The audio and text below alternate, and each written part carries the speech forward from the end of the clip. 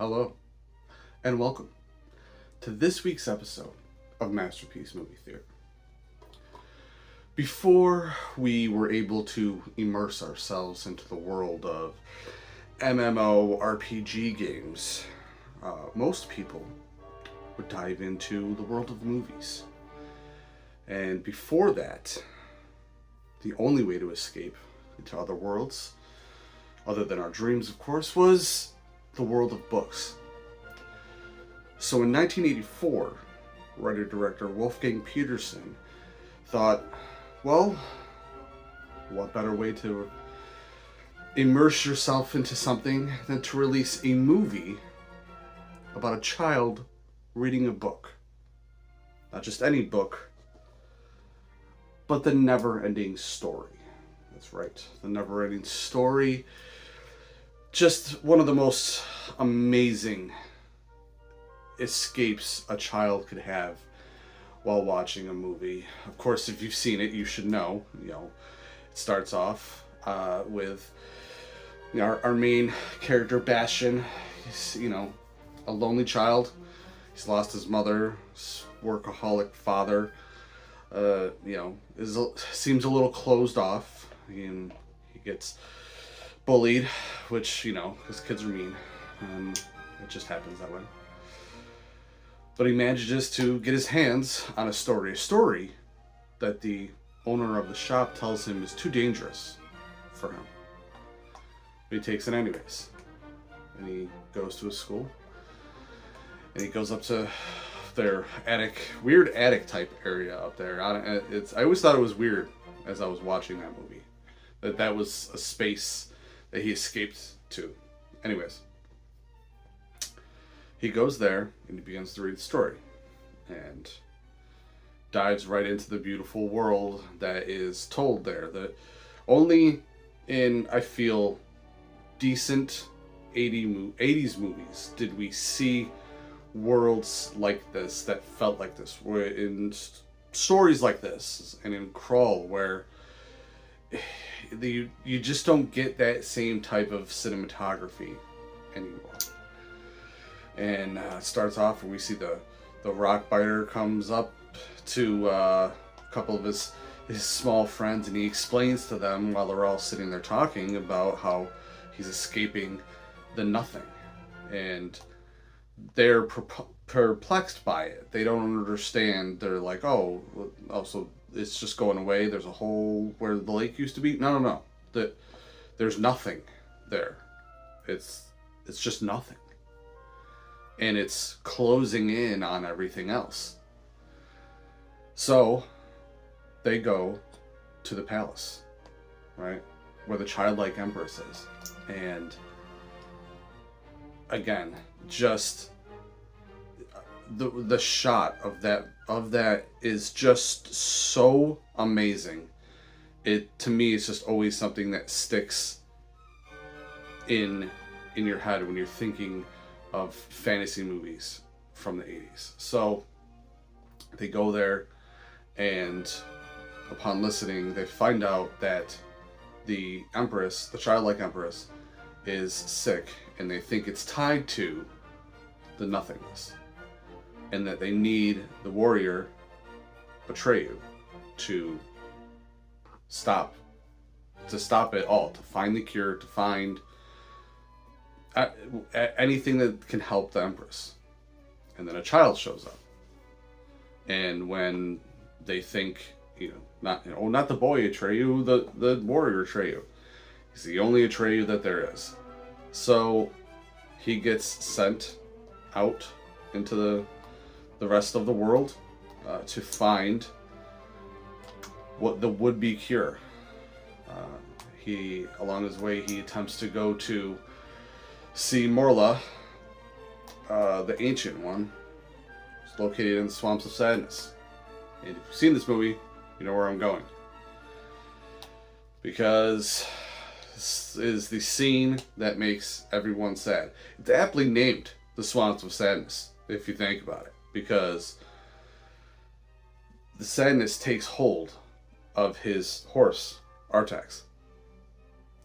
And the horse begins to sink. And The actor for that plays Atreyu just absolutely crushes this scene of he goes through anger and sadness and bitterness and it's all in a decently not very long scene. Anyways, he finds Morla, and that's the first scene where when Morla comes up, that Bastian is so into the book that when he envisions what he's reading, he lets out a yell. And Morla and Atreyu hear him. And he's bewildered by this. He doesn't understand how they couldn't have hurt him.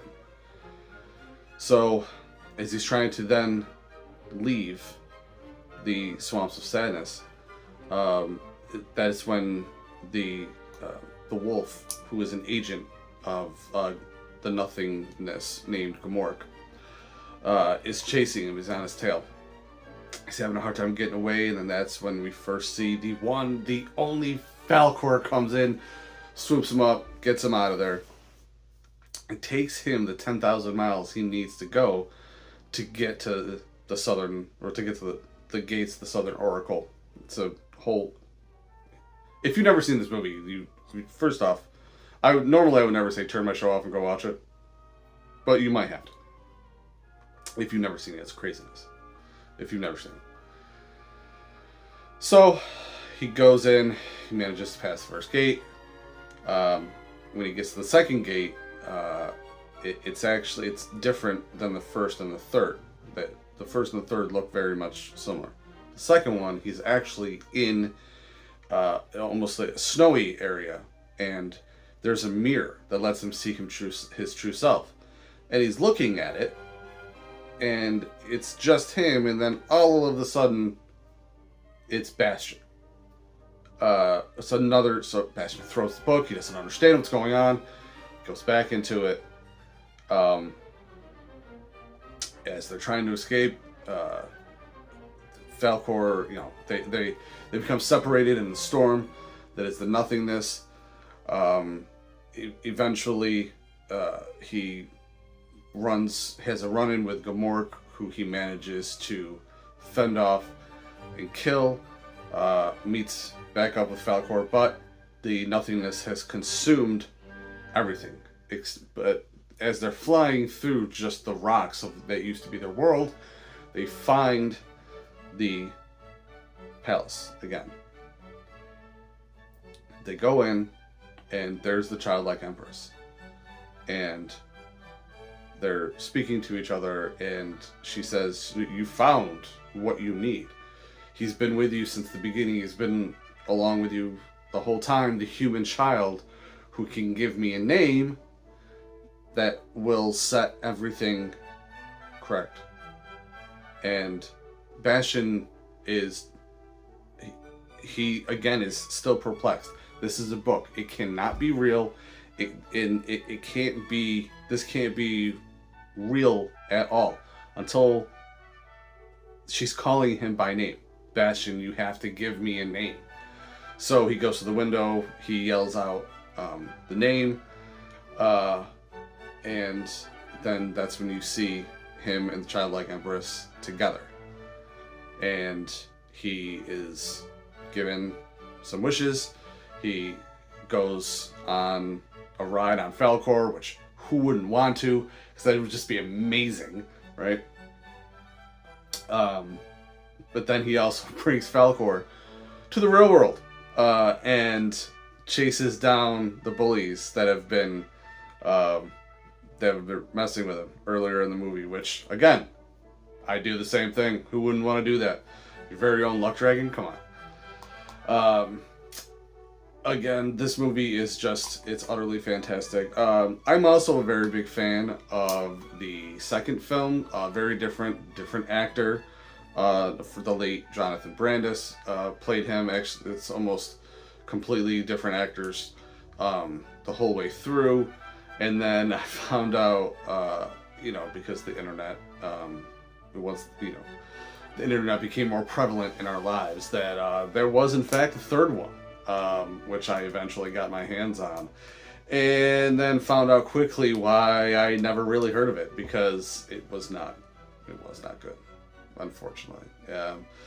Was it Jason Richter? The name is escaping me. The child actor that was in Free Willy played Bastion in that one, and the effects were awful.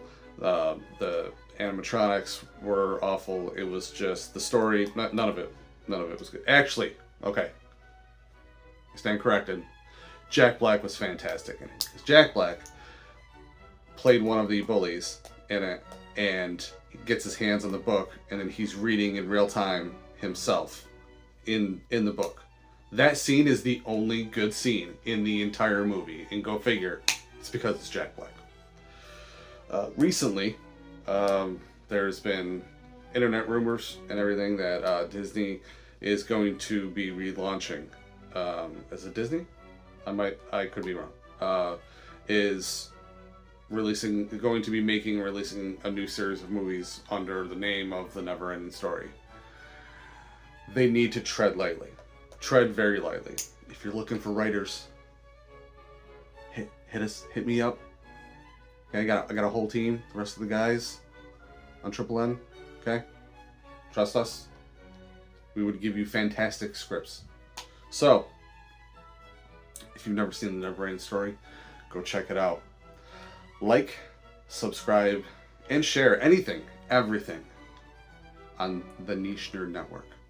And join us here next week as we talk about a very underground, I used to watch this back on the day all the time on HBO movie, Mom and Dad Save the World.